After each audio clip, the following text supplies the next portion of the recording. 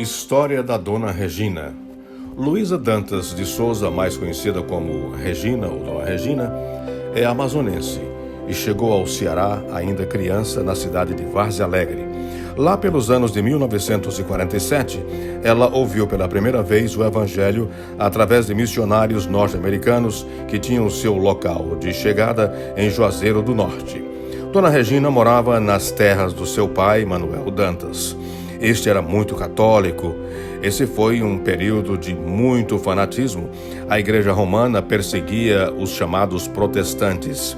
O desdém era tão grande que eles chamavam os crentes de bodes.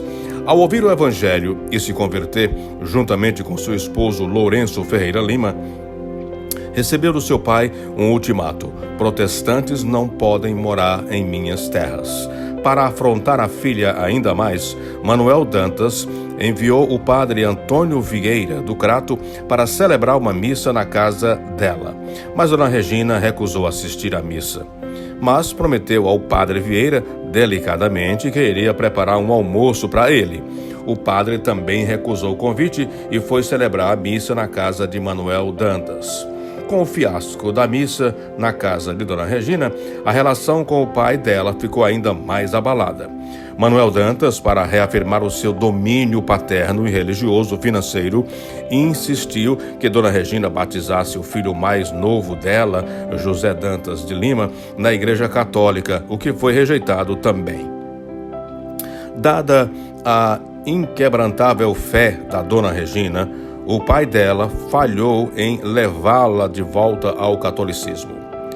O velho Manuel Dantas, consciente de que sua filha jamais voltaria à Igreja Católica, iniciou outros meios de perseguição, como negar os direitos que a filha tinha antes para criar seus animais soltos nas terras onde trabalhava.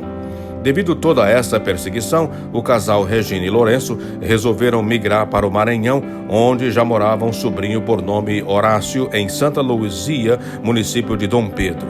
Na viagem em cima de caminhões, pois não havia ônibus, o casal e 5 filhos começaram a maior aventura da família em direção a dias melhores. Como Abraão, deixaram sua casa e parentela para ir para uma terra desconhecida, sem qualquer promessa de leite e mel.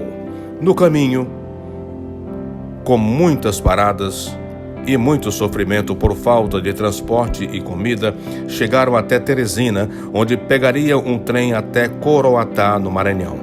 Ao descer na estação, um dos filhos, Zaqueu, não desceu e prosseguiu a viagem, pois estava dormindo.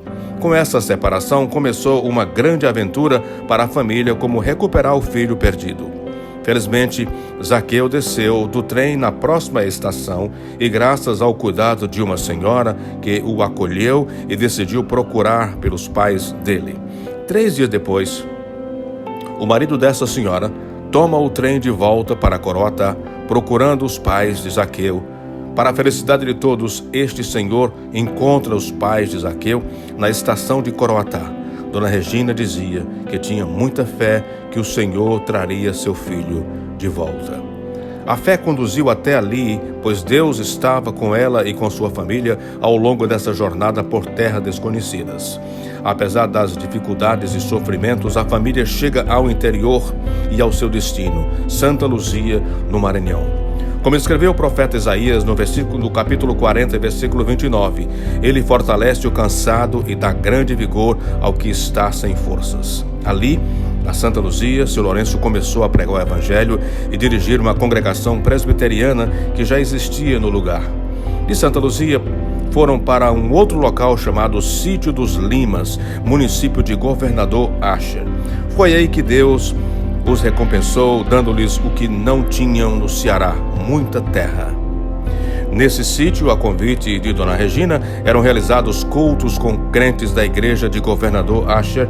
Depois de alguns anos ali, no centro dos Lima, em 1960, mudaram-se para a Vila Governador Asher, onde montaram uma usina de arroz, depois uma farmácia e depois criaram gado. Dona Regina sempre foi muito envolvida com a igreja, ajudou muitos pastores que passaram por lá enquanto viveu.